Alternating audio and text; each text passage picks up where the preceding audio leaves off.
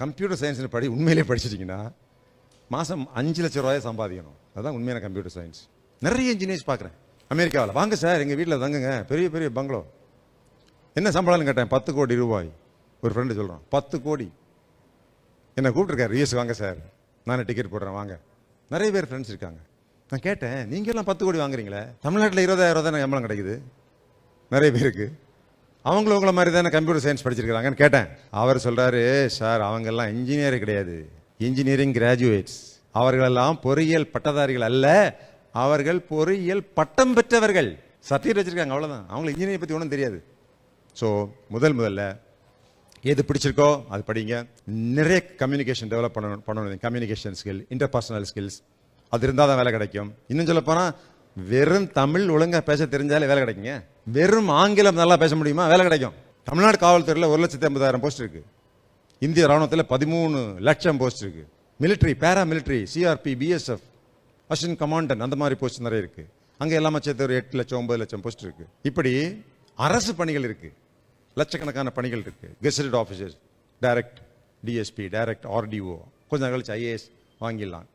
Group 1 services, government of Tamil Nadu, UPSC, IAS, IFS, IPS, இது போன்ற பதவிகள். இதுக்கும் ஒரு பட்டப்படிப்பு தேவை இருக்குது.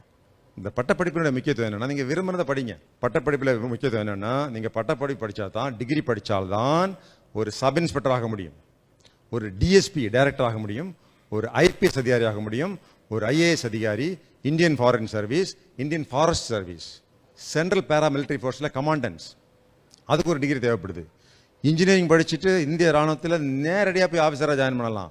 ஒரு இன்டர்வியூ மட்டும் பண்ணால் போதும். எது பிடிச்சிருக்குன்னு பாருங்கள், அங்கே போய் சேரலாம். அதுக்கு நிறைய வாய்ப்பு இருக்குது. எனவே ஒரு பட்டப்படிப்பு என்பது அடிப்படை.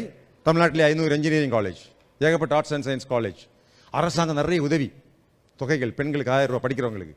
இப்போ பாய்ஸுக்கு அதை வரப்போகுது. நீங்கள் ஐஏஎஸ் படிக்கிறதாக இருந்தால் நான் முதல்வன் திட்டம், தமிழ்நாடு முதலமைச்சர் அவர்களுடைய மாபெரும் திட்டம். நீங்கள் ஒரு சின்ன எக்ஸாம் எழுதி பாஸ் பண்ணீங்கன்னா மாதம் 7,000 ரூபா சம்பளம் உங்களுக்கு. எதுக்கு? ஐஏஎஸ் படிக்கிறதுக்கே மாத சம்பளங்க 7,500 ரூபா மாத சம்பளம். ஒருவேளை நீங்கள் அந்த 7,500 ரூபாய்க்கு வாங்கி ஐஏஎஸ் தேர்வு, முதல் கட்ட தேர்வு, சும்மா ஒரு அப்ஜெக்டிவ் டைப் கொஸ்டின்ஸ் சர்வ சாதாரணமாக நீங்கள் ஃபில்அப் பண்ணணும். அந்த ப்ரிலிம்ஸ் பாஸ் பண்ணிட்டீங்கன்னா உங்களுக்கு 25,000 ரொக்கம் பரிசு. எதுக்கு? அடுத்த கட்ட தேர்வுக்காக அது மட்டும் இல்லாமல் நீங்கள் தமிழ்நாட்டில் எங்கிருந்தாலும் சென்னையில் இருக்கக்கூடிய கிரீன்வேஸ் சாலையில் இருக்கிற அண்ணா அட்மினிஸ்ட்ரேட்டிவ் ஸ்டாஃப் காலேஜில் ஐஏஎஸ் கோச்சிங் சென்டரில் போய் தங்கி உண்டு உறவிடம் பயிற்சி, ட்ரைனிங், அகாமடேஷன் அண்ட் ஸ்டைஃபண்ட் கொடுத்து மெயின் தேர்வு உங்களை தயார் பண்ணுறாங்க. அதில் பாஸ் பண்ணிங்கன்னா உங்களை விமானத்தில் டெல்லிக்கு அழைச்சி கொண்டு போய் தமிழ்நாடு பவனில் தங்க வச்சு இன்டர்வியூ பயிற்சி கொடுக்குறாங்க. இவ்வளவு செய்து government for your IAS dream.